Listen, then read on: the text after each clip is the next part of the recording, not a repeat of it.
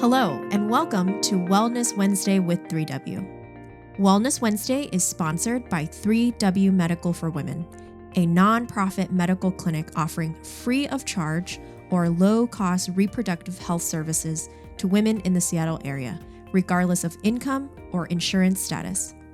3W does not profit off of the reproductive health choices women make. The information shared in this podcast is the opinion of the speaker or speakers. Medical information is not intended as individual medical consultation, but for general education only.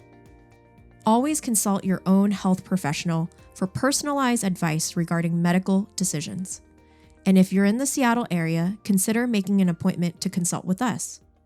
I'm Helen Nguyen, CEO and co-founder of 3W Medical for Women and the host of today's podcast.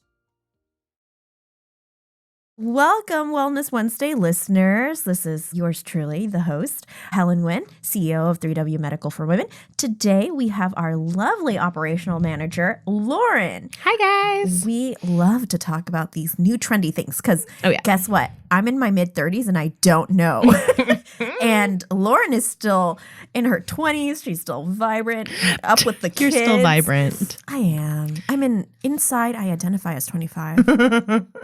But today, so the girls in the clinic have been talking about this topic, and I was like, okay, we need to record a podcast about that because, first of all, it educates me about the new youth lingo, but also these are some manipulative tactics that are happening in young relationships these days. I guess they can happen in any relationship, actually. Right. But maybe the term is Yes, like a it's new very young. thing. Yeah. Right. So I heard about this term called love bombing.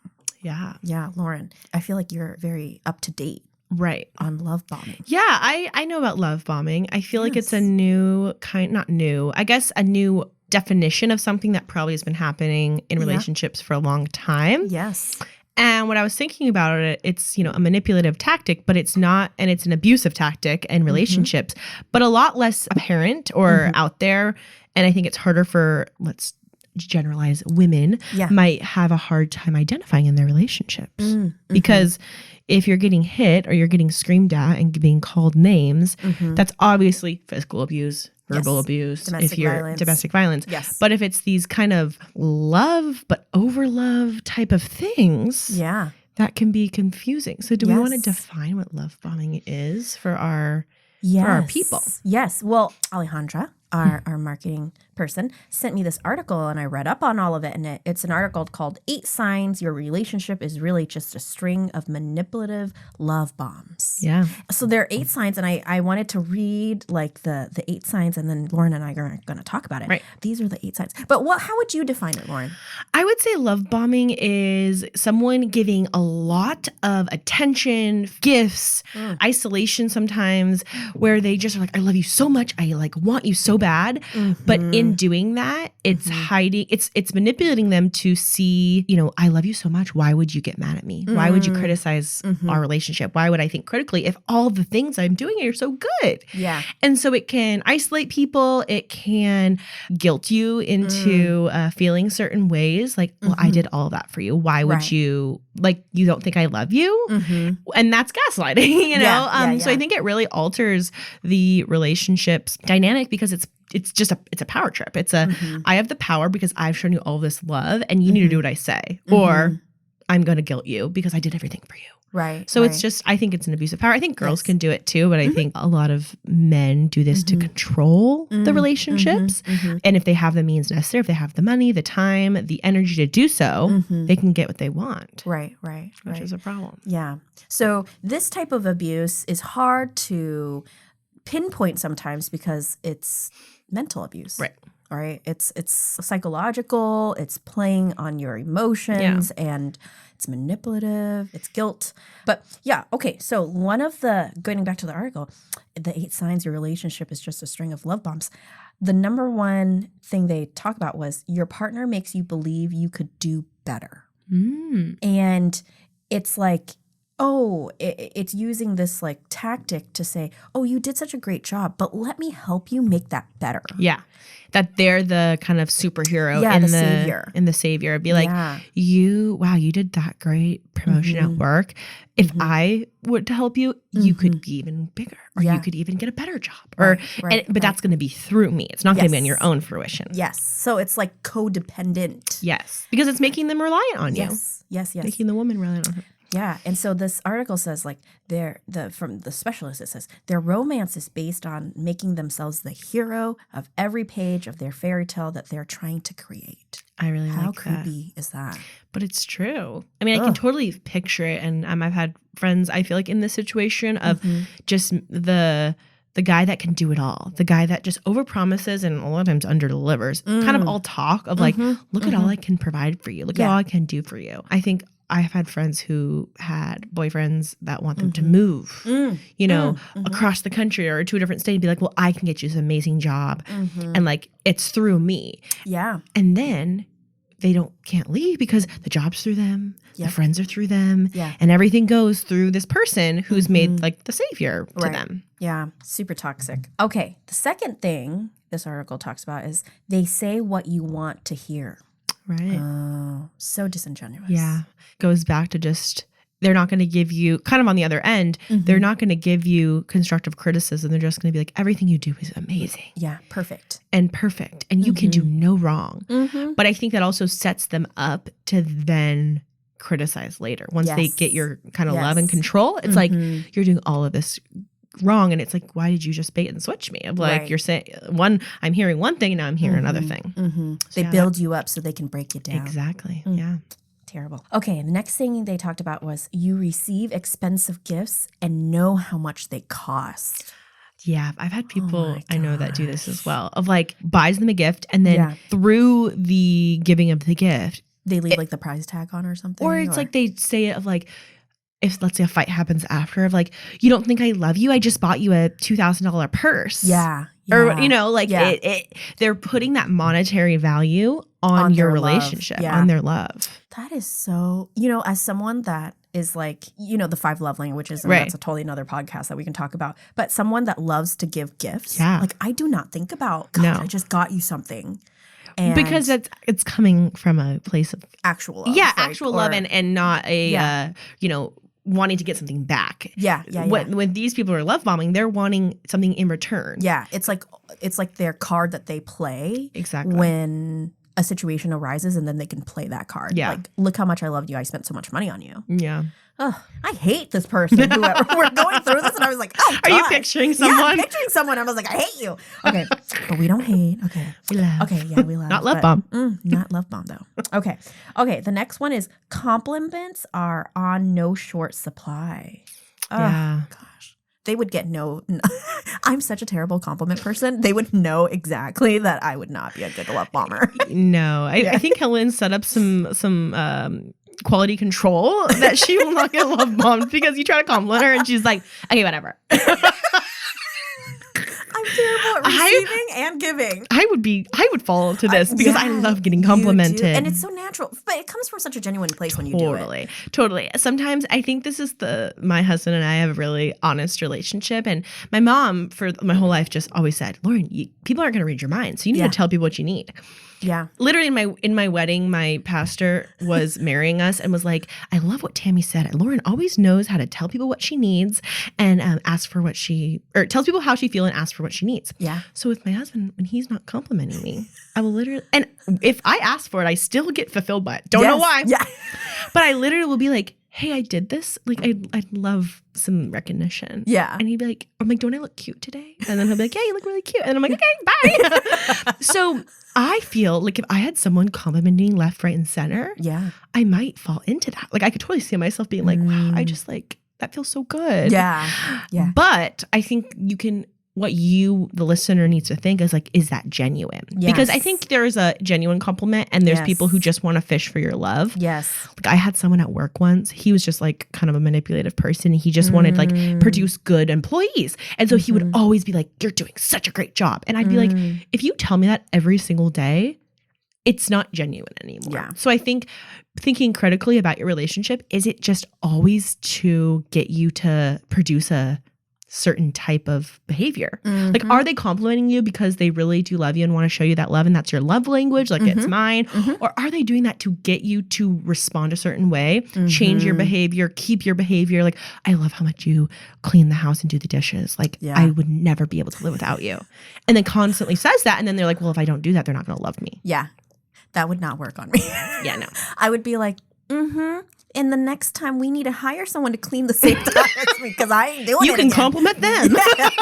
I do not need that. But yeah, this section, it's like you start to become molded into what they want and what they need. Exactly. That's like why they compliment you. Yeah, they're trying to tell you like, this is what I want. And I think our emotional response is like, okay, well, that feels good. I'm going to keep doing that. Yeah. So it is like a kind of a good tactic, but I think being aware of someone being genuine, you have to really use your gut of like, is this genuine or is this someone who's trying to play me like a fiddle? Yeah, yeah. As women, that's such a good analogy. As women, I think we have such a good, internal, intuitive, clock, feeling that tells us this doesn't feel right. Yeah, listen to that. You really need to hone in on that. Yeah, and I don't think always when we have that, it's not like, okay, I need to break up with him right now, but maybe talk to somebody in your trusted life and be like, hey, when you're around this person, my boyfriend or my fiance or whatever, do you ever feel like he's being just genuine or like talking to someone else about that? Because sometimes you do need an outsider's perspective, especially when you're in the dating puppy love stage. Yeah, like just dating and not married yet. I think a lot of I talk to married friends, they're like, well, I don't want to talk about my marital problems to my friends because I don't want to like make them think, disrespect my marriage. I think I hear that sometimes. Oh gosh. Of like people like, oh, you're going to think about my husband a certain way. So people like, I've had friends who don't tell me, which I don't even think they need to tell me, but don't tell anyone that they're having issues because it's like, well, I'm trying to respect our like relationship. But when you are dating someone and courting someone, and I don't always think that's great, but especially when you're dating, you're in the courtship process before you get married, before you're going to, pledge your love to someone. How about we talk to someone else and be like, hey, I'm having these feelings. Yeah. And am I way off? Am I way off? Yeah. Is this something you see? And if everyone in your life is telling you, hey, this guy isn't good. Yes. That is a red flag. Yes, exactly. If 99% of the people are telling you, hey, this seems weird. Yeah. Listen. Yes. And not always, we understand there's toxic family, there's toxic friends sometimes, but I think 9 times out of 10, there's some weight to that. Well, and it's people who've especially people who've known you all your life or friends that have never said things like that before. Yeah. It's definitely a red flag. Especially when they have to okay, they know that it's going to be awkward. I would be like, I don't want to ruin our friendship, but this, I can't let you do this. Listen to that. It's hard. It'd be hard for someone. Like if I had to go to my friend and be like, I hate your boyfriend. I think he's terrible for you. That would make me so uncomfortable because I don't want to lose you as a friend. Right. So if someone's going to that that they've had to think through that and they're risking your relationship for your happiness. And that's really sweet. And we should respect that. Yeah. And it doesn't mean that you need to get super offensive and completely cut that person off. Yeah. It's just take it into consideration and appreciate that person. And then it's going to be your decision. Yeah. Use your intuition with other people's, perspectives as well and make the best decision for yourself. It's not good to just be in a bubble. Yeah. Or look inward and your relationship is so special and no one understands. Yeah. You get into that mentality, it's a slippery slope. It really is. I've had people, it's maybe they're married now and they're like, oh, he does this. It's so funny. And I'm thinking, that's not funny. Yeah. You're laughing at it because you're trying to justify it. But really that is a dynamic you've set up because you've let it happen. Right. That you might want to think more critically on. That is that how you should be treated. Because it's not always funny. Yeah. It can be oh yeah, your husband does that, haha. But a lot of times it's I think we need to think critically about that and not saying divorce him right now, but let's talk about that dynamic and work through that. Yeah. Just because you've gotten married and everything's good doesn't mean you can't start working on things or you're in a long-term relationship. I dated my now husband for 7 years. Yeah. We dated really young. So we constantly had to reevaluate dynamics, reevaluate how we were feeling. Just because you're together for a long time doesn't mean you can't grow or let behaviors just sit there and not address and change. Yeah. Totally. Yeah. The next thing is PDA. Too much, in fact. Oh, yeah. I am not a PDA person, so I have no idea what this. I get very uncomfortable with PDA. It does make me uncomfortable. Yeah. I barely hold my husband's hand. I think I'm on the extreme end of things. Yeah. I don't need that much physical touch. I don't need that much. She just needs gifts. I do. And not in like, and I don't even need some like, I don't even like purses. Just give me a spa day. That would be fantastic. Like, leave me alone. Steve, I hope you're watching this. Listen to this. He knows. We've been together for what, 9 years now? Oh my gosh. But yeah, so this section, it talks about like touching you, using warm body language in front of loved ones, and posting romantic leaning posts on Instagram. Okay, I have social media. I have a toxic. hot take, Helen. Okay. Hot take. Well, it's probably not that hot of a take. Okay. But I have a thing about social media and people posting these lovey-dovey things. It is so overcompensating. I swear, every time I see someone post like, my lovey-dove, oh, he's so perfect. Yeah. I'm thinking like, you are insecure about your relationship. Yeah. Somebody's having issues and you're trying to overcompensate. Yeah. I can't. I actually can't. It makes me crazy. It makes me crazy. Funny. It makes me crazy. The PDA of it all and the social media, I think that is such a big thing of like just showing these extravagant posts of like, wow, he loves me so much. Well, I think that's fueled by like celebrity Instagrams, right? Oh, yeah. I automatically think of it, and they're like in the news in social media right now of like Courtney and Travis. Yeah. I'm just like, okay, their PDA can you is a lot. Just like your kids, your poor kids. Yeah. My parents love a good PDA, and coming from a child, I'd rather not. Yeah. Like honestly, like it's a little traumatizing. It is like I think physical intimacy, kissing, hugging, that can release oxytocin and serotonin and make you happy. But do we need to do it in front of everyone? We don't need a full makeout section. A little peck on the cheek, Bye, honey. Yeah. That's good. Yeah. You don't need to be full on. And I think that can sometimes make people uncomfortable. So if you're in that situation with someone and you feel like they're always like putting their arms around you and being really touchy in front of family especially, or like friends, listen to that and be like, okay, with the other things, this is seeming a little love bomby. Yeah. And I want to address this. Yeah. I feel like it's a power move. Oh, yeah. It's like, she's mine. Yeah. It's like, I can do this to her and she can't say anything. Yeah. And especially in front of people. It's not like you can like set like physical boundaries is very important, especially, I mean, even in relationships, you need to be comfortable with what's going on. Just because you've consented to being in a relationship doesn't mean you've consented to having sex with them in your date, especially in dating and all the early parts of a relationship. And when you're in front of people, you can't just be like, I'm not consenting. That's uncomfortable. Yeah. And sometimes you can try to like I can tell when people are uncomfortable, they'll like, pinch. Drop the hand, lean the other way. Kick the foot. Yeah, but it's like you can't be like in front of your family. Hello, sir, please stop touching me and grabbing my butt. Like, it's hard to say that in front of people. Doing that in front of people gives that power again. Right. Yeah.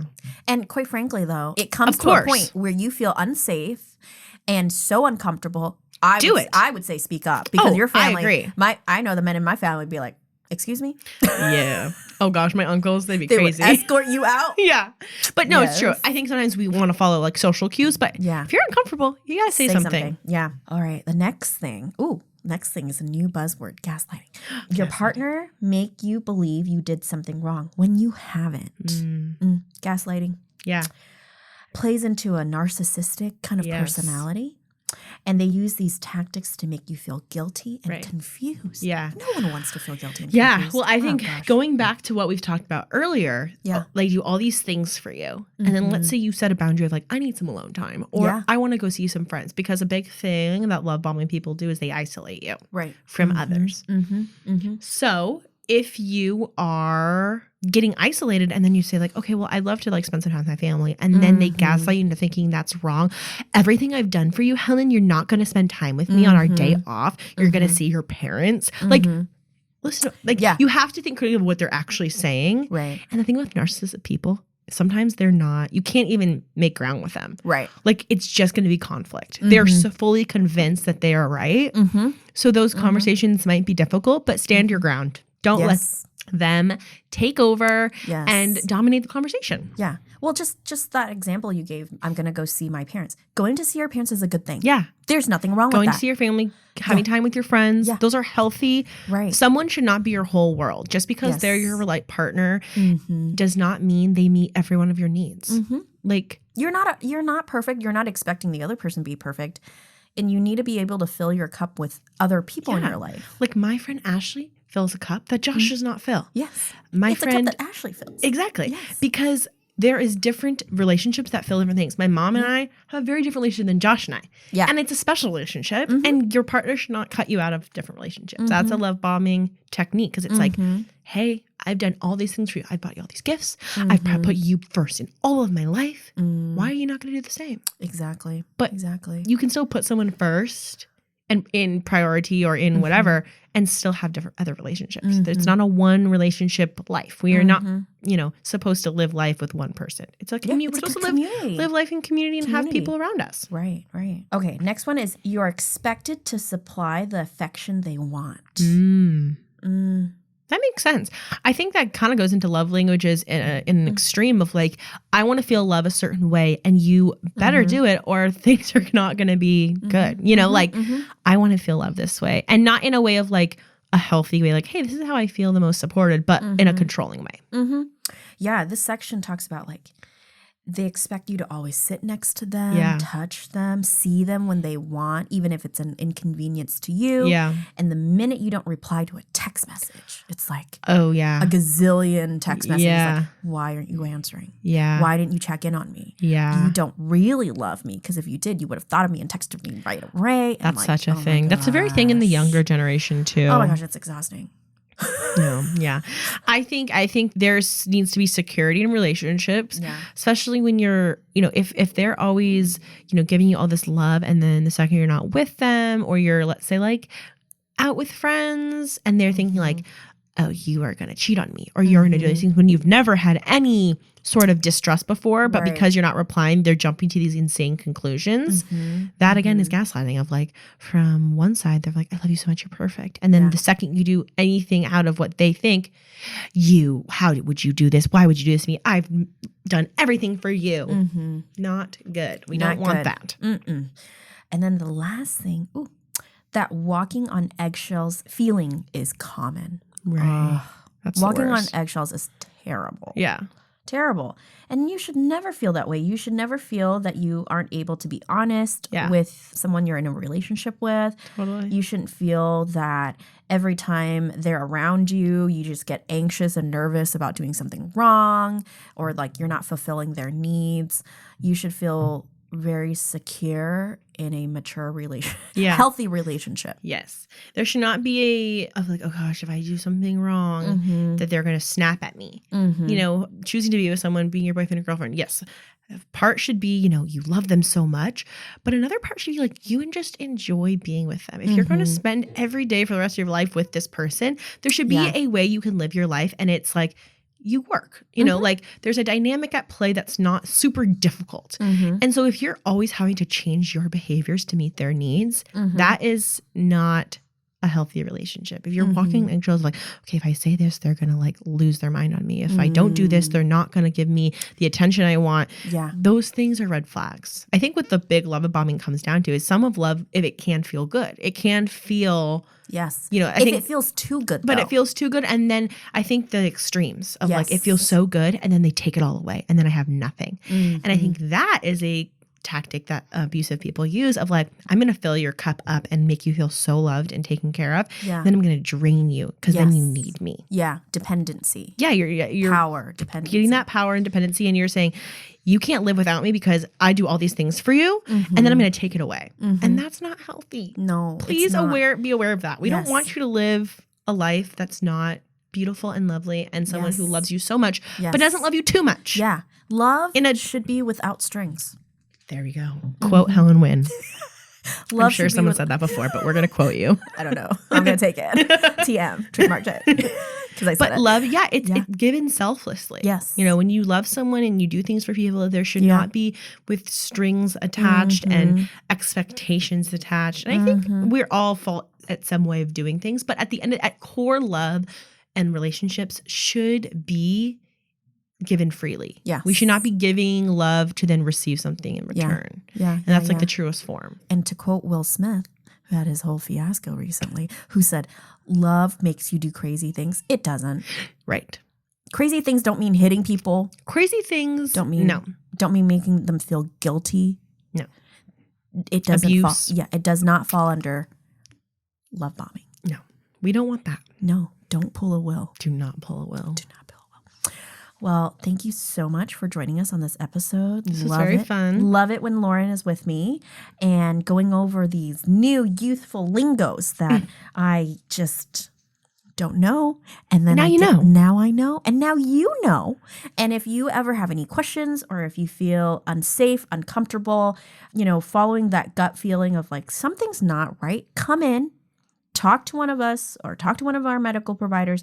And sometimes just getting a complete stranger's perspective on something you're feeling intuitively about might shed some light on a relationship you're not supposed to be in. Yeah. Remember, 3W cares for mind, body, soul, We love emotional health. We care for you and love for you without strings. That's why we don't charge you with anything. There you go.